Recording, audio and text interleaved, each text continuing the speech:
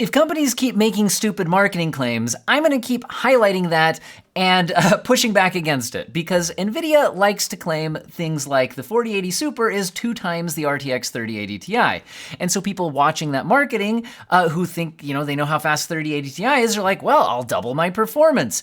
Anyway, in this video, we are going to investigate how fast is the 4080 Super against the previous generation product, although I actually am not gonna do it against the 3080 Ti, I'm gonna do it against a different GPU, and I'll explain why in just a second. But first, now, some of you guys know I am a teacher in addition to running this YouTube channel, and recently my work upgraded my laptop, which was nice, but it only had a USB Type-C output, and I use a whole bunch of display connections, 4K screens, my ultra-wide at my desk, wireless keyboard and mouse, SD cards, all sorts of things, printer, everything, and they gave me this terrible dock thing that just didn't work, and today's sponsor, Ugreen, has saved me. They have this 10-in-1 docking station with the RevoDock Pro 210, and there's also a 13-in-1 with the RevoDock Pro 313, and these are both awesome. The 13-in-1 even has a DisplayPort output in addition to 2 HDMI outputs, and this was awesome because I do use the DisplayPort for an ultra-wide screen. Also, these have good power delivery, giving you a 100-watt port that gives you 85 watts for the charging pass-through, and then reserving 15 watts for the other internal uses. Now, what really was cool to me here is that these can actually, the HDMIs can actually go up to 4K 60. I even tested at home on my home theater with check if HDR was working and all that, which it was, which is awesome. And again, my wireless keyboard and mouse worked properly through this thing. It just worked, and it had all the outputs and connections that I needed and more. Please check out the link in the pinned comment and or video description to get the RevoDock from Ugreen. Huge thank you to them for sponsoring today's video. So now you might be like, Daniel, how are you going to test this claim if you're not actually going to compare it against the 3080 Ti? Well, my goal with this video, this is kind of just an incidental thing I want to call out in the video, and we will be able to answer the claim. Just give me a second on that.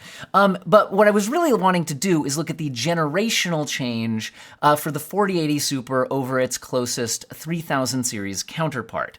I don't think the 3080 Ti is actually the closest 3000 series counterpart. Also, I just hate the 3080 Ti. Also, I just refused to buy one to review on my channel, partly because I had less viewers and funding at that time, but also just like, okay, the 3080 Ti was basically an excuse for the manufacturers to scalp consumers instead of the scalpers scalping the consumers. Remember, the 3080 launched at a $699 MSRP. The 3080 Ti launched at a $1,200 MSRP. And that was, again, specifically because 3080s were selling for around that price on the scalper market during the crypto boom. At least we're finally done with that, right? Anyway, so the 3080 Ti was just an attempt to lock in scalper pricing as the MSRP. And so I really don't like that product. And it would also skew our results if we're trying to look at generational price to performance measurements, because the 3080 Ti was, again, trying to lock in scalper pricing versus the actual performance per dollar we were getting for most of the 3000 series. So how can we still answer this question? Well, I'm actually going to compare the 4080 Super to a slightly weaker product than the 3080 Ti. And so if it can't even double the performance of a weaker product, it's certainly not doubling the performance of the 3080 Ti. Also, the card I'm going to compare it against isn't much weaker than the 3080 Ti, but so it is a pretty good stand-in. But also, I think it's the closest thing the 3000 series got to an 80 class super GPU. That's the main reason I picked it. So the 3080 was a 10 gig, I'm gonna flashbang you guys. The 3080 was a 10 gigabyte graphics card that launched at $699. A year later, they launched a 3080 12 gigabyte, which I think would have fit the super branding if Nvidia had chosen to use the super branding on the 3000 series. The problem is the rest of the lineup didn't really get anything like this, so I just don't think they wanted to bust out the Super naming scheme for this one product. But I really think that this actually kind of was a 3080 Super. It's doing much of what the Super series is doing for the 40 series, for example. It has bumped up the VRAM by 20%. It increased the bit bus to give it additional memory bandwidth. And so it really was kind of a 3080 Super without the Super name. It isn't quite as fast as the 3080 Ti, which is also a 12GB product, although it does have more cores and is a bit faster. So the 3080 12GB is going to fall kind of in between the 3080 10GB, the 3080 Ti, and it's going to be the 3080 I select as the closest thing we got to a 3080 Super to compare against the 4080 Super. And again, since it's slightly weaker than the 3080 Ti, if the 4080 Super can't double its performance against this, then it definitely didn't have a chance of doubling its performance against the 3080 Ti. I think you guys get the idea. I'm going to test out the latest games. I'm going to test out path tracing, ray tracing, no ray tracing. I will test out what I think Nvidia is using here, which is DLSS. I'll test out super resolution as well as frame generation, which is probably how they're making their claim, and I'll give you a lot more thoughts about that at the end of the video. So let's roll the benchmarks. Final thoughts at the end. We'll kick off our testing in one of the games with the best new graphics out there, Alan Wake 2, and we'll start out at 1080p high settings. The high preset in this game is the highest non-ray traced preset. We will test ray tracing out as well. There's no ultra preset in this game or anything like that. Anyway, at 1080p high, we're seeing both GPUs doing very well, although the 4080 Super takes a 37% lead at 111 FPS average versus 81. But people are more likely to buy these GPUs for 1440p resolution, and here they're both still doing well, although the 3080 12GB is now dropping below a 60 FPS average, although it's pretty close at 59. The 4080 Super takes a lead at 81 FPS average, giving it a 37% advantage. It also has a 37% advantage in the 1% lows at 59 versus 43.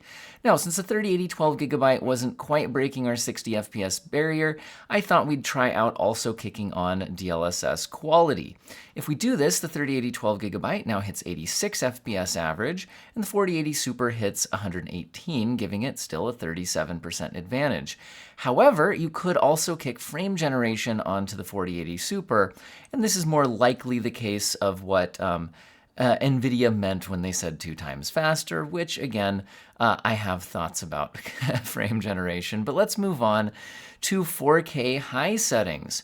If we go on to 4K high settings, neither GPU is doing great, although the 4080 Super now takes a 50% lead at 48 versus 32 in the averages. The 1% lows are 37 versus 26, which is a 42% advantage. But I don't think either GPU, like I said, is doing great here. I think it would make sense to turn something down. And at 4K resolution, using quality level upscaling is often a great optimization choice because it still looks very good, but you get a massive performance gain in many titles. Here we're seeing the 3080 12GB jump up to 54 FPS, and the 4080 Super jump up to 76 without turning on frame generation, giving it a 41% advantage. If you do kick on frame generation, again, you do get increased motion fluidity at a cost to latency and some image quality. But what about the path tracing mode in this game? Well, here we're actually seeing close to doubling the performance, although not quite. The 3080 12GB is only good for 31 FPS, and that's only at 1080p resolution in the path tracing mode. The 4080 Super can hit 61, giving it a 97% advantage in the averages, and one is certainly much more playable than the other. So, just to see if the 3080 could deliver any sort of a good experience here, I tried kicking on DLSS quality, which I don't love to use at 1080p, although I do find ray reconstruction helps the stability quite a bit, and that is available here. The 3080 12GB now jumps to 49 FPS, so certainly very playable, still not hitting 60 though. And the 4080 Super jumps to 87, giving it a 78% advantage over the 3080 12GB before kicking on frame generation. Now, if we go up to 1440p resolution, I'm not even going to try native on either GPU here. I think it would make sense to use DLSS quality on both of them. And the 3080 12GB is able to just hit 35 FPS average. The 4080 Super is hitting 65, making it a very playable experience. It's kind of a night and day difference on the two GPUs here. 86% advantage of the 4080 Super even without frame generation. But what about 4K resolution? Well, here, even at performance mode upscaling, which is 1/4 of the internal resolution of pixels, it's 1080p internally, is the 3080 12GB only able to offer 27 FPS average and 21 in the 1% lows, so not really very playable. 4080 Super can hit 50 FPS average, which is playable, but still not amazing. That's an 85% advantage, and it's not a great baseline for frame generation, although you can kick it on from there. Let's move on to one other path tracing mode. I was curious to see if we would see the same massive performance advantages in Cyberpunk, and it's looking like not quite the case, although still a pretty big lead. The 1080p RT Overdrive mode in this game gives 54 FPS on the 4080 Super, and only 37 on the 3080 12GB, giving a 46% advantage to the 4080 Super, but honestly, neither one's doing great for a first-person shooter type of game. So, I tried kicking on DLSS quality, which again, I don't love at 1080p, although I do think ray reconstruction helps the stability quite a bit. And now we're seeing the 3080 12GB jump to a very playable 72 FPS and the 4080 Super hitting 95 FPS before enabling frame generation, giving it a 32% advantage. And that is a high enough base frame rate where I think frame generation can make a lot of sense. But I think most people would be buying these GPUs for 1440p, so if we take a look at that, kicking on DLSS quality right from the start to try to get playable frame rates, they are both playable. The 3080 12GB is hitting 48 FPS, but probably not how you'd want to play the game at that frame rate. The 4080 Super, on the other hand, is hitting 66 FPS, which is a 38% advantage. It's very playable and a decent baseline for frame generation, which could then smooth things out on your high refresh rate display. At 4K resolution, even if we go all the way down to performance mode upscaling, the 3080 12GB is still in the 30s. We're hitting 37 FPS average, and the 4080 Super honestly isn't doing amazingly either, hitting 53 FPS average before kicking on frame generation. It's a 43% advantage in the averages, although a more noticeable 67% lead in the 1% lows, and it's possible we're pushing past the 12GB VRAM buffer on the 12GB 3080 if you look at the allocation on the 4080 Super. Let's move on to another ray tracing title. This one's Avatar: Frontiers of Pandora, and this is, again, a contender for best looking graphics out there, and it uses ray tracing at all of its settings. There is no way to fully turn off ray tracing in the game. At 1080p Ultra settings, we see a 52% advantage for the 4080 Super at 123 versus 81, but they're both extremely playable. At 1440p Ultra, we're now seeing the 3080 struggling a bit. It's hitting 56 frames per second average. It's certainly very playable, but it is not, over 60 FPS, and honestly, in a first-person shooter, I'd personally be shooting for 80 to 90 FPS in a single-player game, and that's where the 4080 Super falls, at 87 FPS average, giving it a 55% advantage. So I think we would be chasing higher frame rates, at least on the 3080. So one way to do that is to enable upscaling. So if we kick on DLSS quality, which still looks quite good at 1440p, we now see the 3080 12GB into the mid-80s, which is more where I'd want to be. So at 84 frames per second average versus the 4080 Super hitting 128 frames per second average, which is a 52% advantage, and it will look and feel quite good here. And it's 46% lead in the 1% lows as well. If you don't want to use upscaling, the other way to try to get the 3080 to better frame rates would be to go down to the high preset. And so I explored that here as well. At the high preset, the 3080 is hitting 75 frames per second average, and the 4080 Super is hitting 114, giving it a 52% advantage. Also has a 53% advantage in the 1% lows at 92 versus 60. And just since we were already on the high preset, I thought, what about kicking on DLSS quality off of the high preset as a baseline? Because now we're still going to look good, and honestly, this is the way a lot of people would actually play games. Drop down to the high setting, use the quality level upscaling, and you're much more likely to hit a high frame rate experience, even on cards that are getting a little older, like the 3080. It's 102 frames per second here in one of the best looking games out there at very good looking settings. The 4080 Super is 53% faster though at 156 FPS average. Now, if we go up to 4K resolution, The Ultra preset is a bit much for both GPUs. The 3080 12GB hitting 32 FPS, and the 4080 Super hitting 47. It is a 47% advantage as well, and a 50% advantage in the 1% lows, but I don't think many people out there spending $1,000 on a graphics card are doing it to play games at 47 FPS in a first-person shooter. So what if we kick on DLSS quality? That's probably good enough for the 4080 Super, which is now hitting 77 frames per second, which is pretty good for a single-player shooter game. But the 3080 12GB could probably use a little more help. We're still only hitting 51 frames per second, which again, very playable. It's perfectly fine. But again, probably not the frame rate target most people would be looking for in this style of game. So we could try turning down to the high preset again. If we go down to the high preset, now with no upscaling at all, the 4080 Super is able to break 60 FPS average at 63 in this demanding section of the benchmark run. The 3080 12GB, on the other hand, is hitting 42 frames per second, and the 4080 Super has a 50% advantage. It also has a 49% advantage in the 1% lows. So the 3080 definitely needs a little more help, and the 4080 Super honestly wasn't high refresh rate experience really either.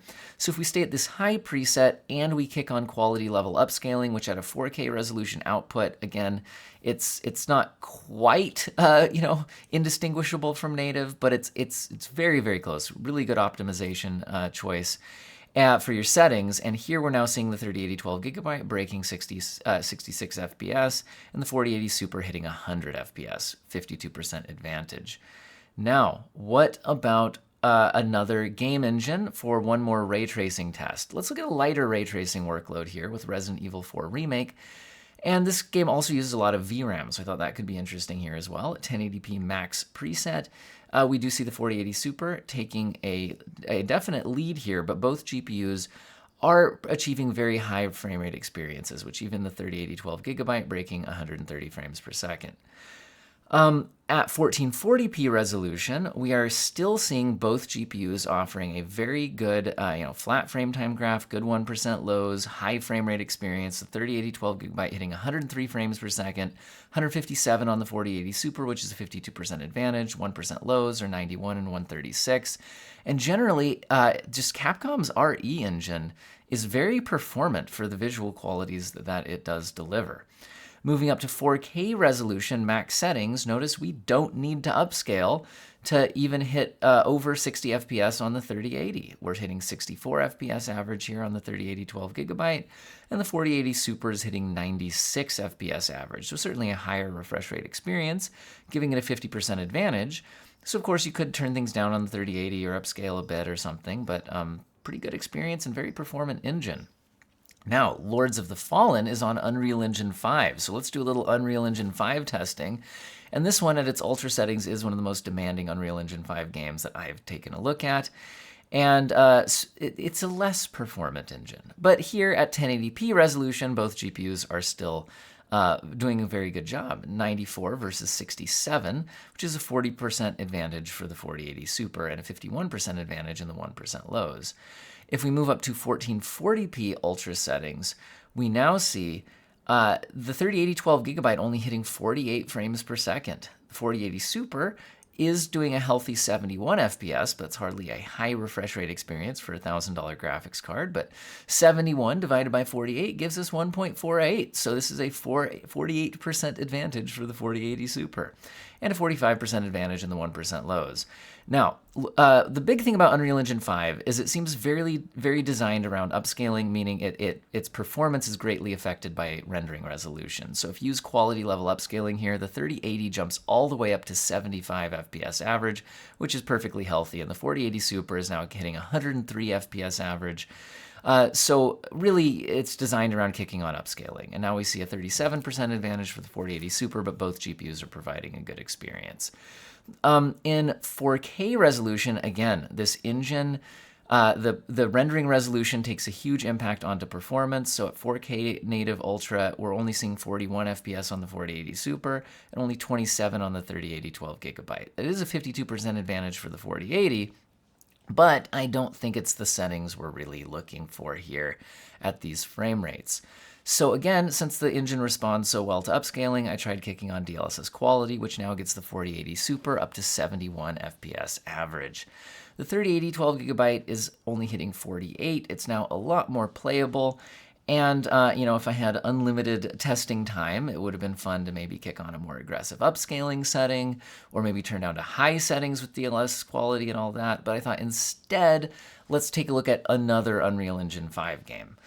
So RoboCop Rogue City is also an Unreal Engine 5 game, and I noticed that it's a bit less demanding at its max settings. The max settings in this game are called the Epic settings, and I did turn on the additional lumen reflection setting as well.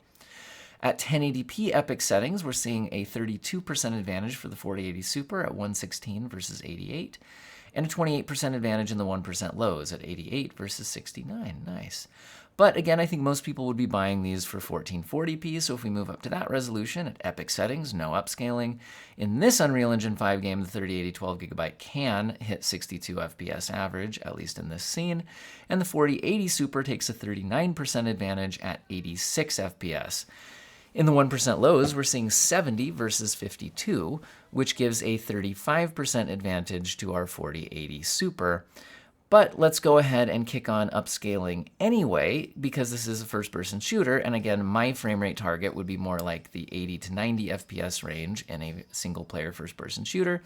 And with upscaling, but no frame gen, we're seeing 117 FPS on the 4080 Super and 88 on the 3080 12GB, giving it a 33% advantage.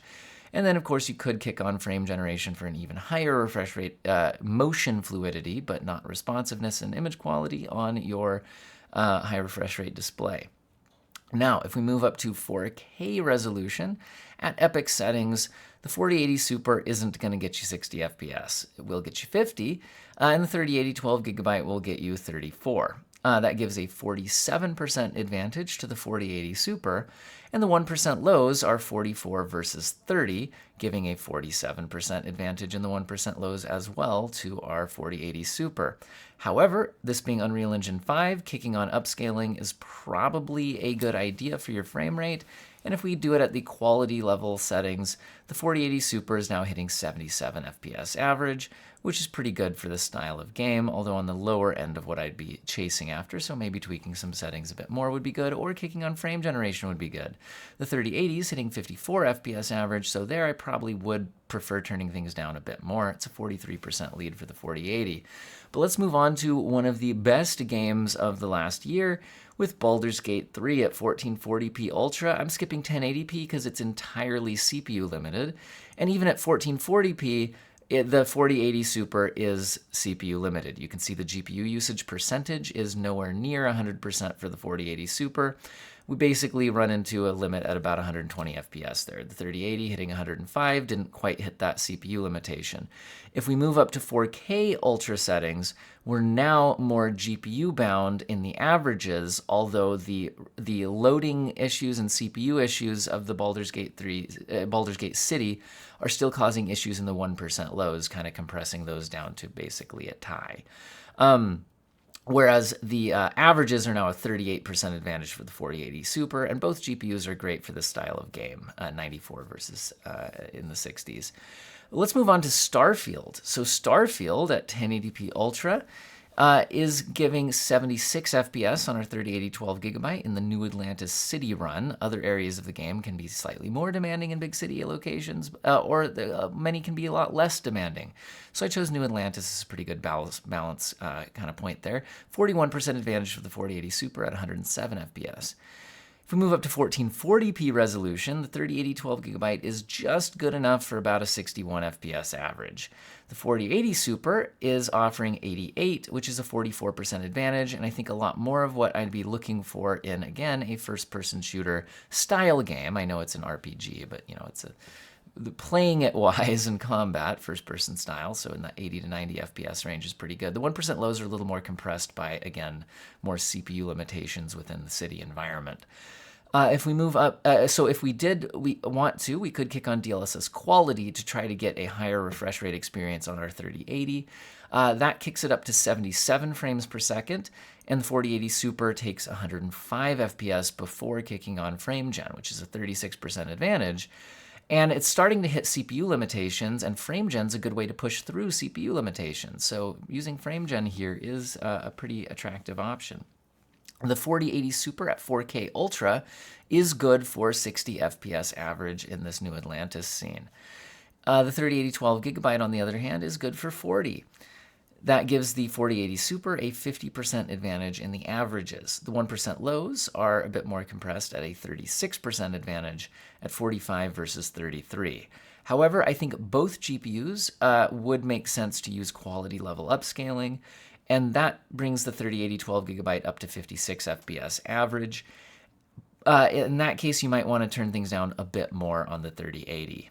The 4080 Super, on the other hand, is now hitting 80 FPS average, which is quite good, and 43% advantage over the 3080, 28% advantage in the 1% lows. And this is a decent baseline for kicking on frame generation, which would be, again, an interesting way of playing the game. Let's look at one more game, get something a bit easier to run here with Call of Duty Modern Warfare 3, and I'm testing out its basic preset, not its extreme preset, because I think that's more how people taking the game a little more competitively, wanting the competitive edge with high frame rates would probably do it. And here we're seeing 351 FPS versus 252, which is a 39% advantage for the 4080 Super and a 46% advantage in the 1% lows. If we move up to 1440p basic settings, we're now seeing 282 frames per second on the 4080 Super and the 3080 12GB hitting 198. That's a 42% lead for the 4080 Super, and they're both honestly doing quite well. So if you're not getting the kill at 200 FPS, it might not be the computer's fault, guys. But anyway, the 1% lows are a 56% advantage at 201 versus 129. Let's check out 4K basic settings, and even without upscaling, you're hitting 180 FPS on the 4080 Super, which gives it a 42% lead over the 127 FPS average of the 3080 12GB. The 1% lows are even larger lead at 116 versus 74, which is a 57% advantage. And this being 4K resolution, you could easily upscale here for an even larger FPS boost. I think we've done enough testing. Let's pop out for some final thoughts. So is it 2 times the 3080 Ti? No, it's not even 2 times a 3080 12GB. So there's the answer to that marketing claim, although how is Nvidia making that claim without getting sued? So as we can see running some random tests here, the 4080 Super is clearly in raw performance in gaming, about a 50% uplift, sometimes less. Occasionally more. But 50% is a pretty common result if you look at those relative performance numbers. Sometimes we're seeing it closer to 30 or 40%. So somewhere in the 30 to 50% range, depending on which game you're playing. So how is Nvidia making that claim? It's clearly based on DLSS 3, although even without that, in certain ray tracing workloads. So we did see some situations where even without kicking on the frame generation, it was, maybe close to double the performance of the 3080 12GB. Although remember, the 3080 Ti would even be a little bit faster, so it would even be less than this, close to being a 2 times performance. And that was really only in Alan Wake 2 path tracing mode. And I think this has some specific 40 series optimizations. I know that there's some things NVIDIA did with like shader execution rate reordering and opacity micromaps. I forget all the technical terms, but there's certain things that the 40 series can do if games are specifically implementing them that aren't supported on the 30 series. And I think that's what's going on with Alan Wake 2. But again, in the vast majority of situations, that's just not what we're getting. So how are they making that big, the big 2x claim without getting sued? Well, it's clearly talking about when you enable frame generation, although it's not even always 2 times faster when you do that. Because like if I'm pulling up just some random example of frame generation here, where I'm averaging I'm right at 92 at this point in the benchmark run, but 175 there, well, let's see. If I got out a calculator and I did 92 times 2, I would need to get to 184. So it's at least close. And in some situations, it is 2 times the frame rate if you're allowing frame generation on the 4080 Super, but not the 3080. And that brings up an important point. The 3080 can generate frames, just not using DLSS 3 frame generation. It supports FSR 3 frame generation, which is in some games now.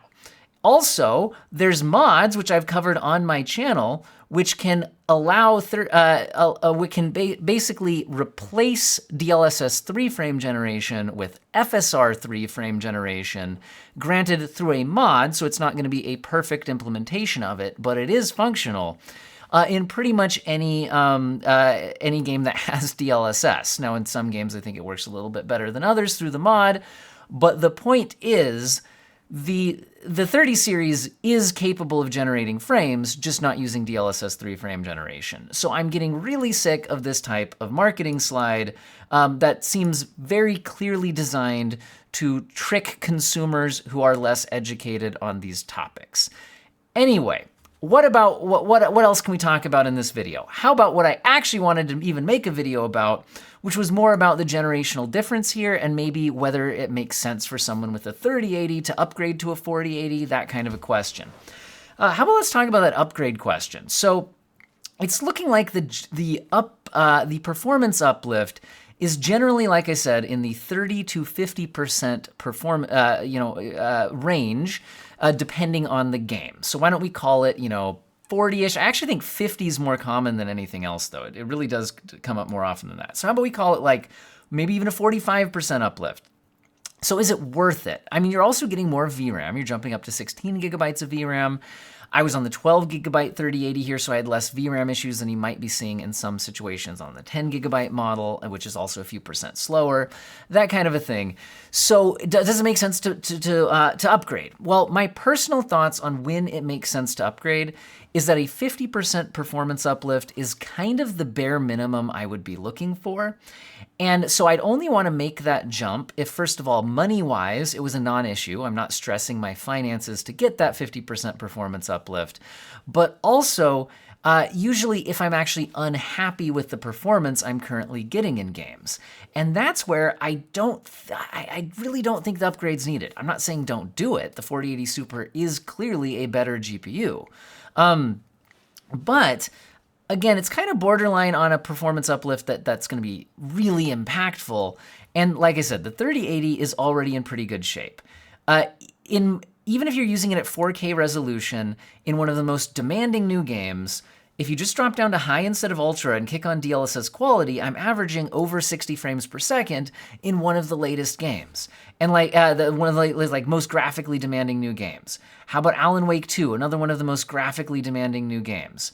Okay, well, again, if you're not enabling path tracing, if you're at the maximum non-path traced preset with just DLSS quality enabled, we're still getting 54 frames per second average. And again, the high settings in this game is the highest non-ray traced preset. Drop down to medium or low, kick on DLSS quality at 4K, DLSS balance looks pretty good. Even performance is pretty usable.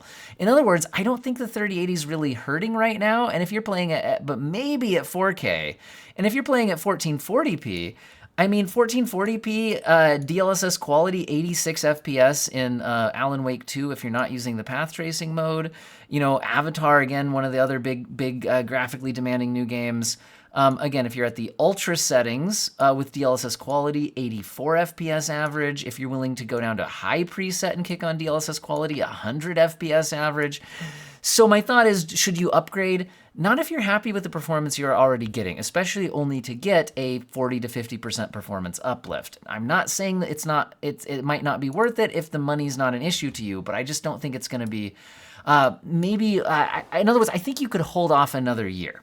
Because let's look at one more thing. What if the 50 series offers maybe a 30% performance uplift compared to the 4080 Super? Right? What if we could get that at around this kind of price range?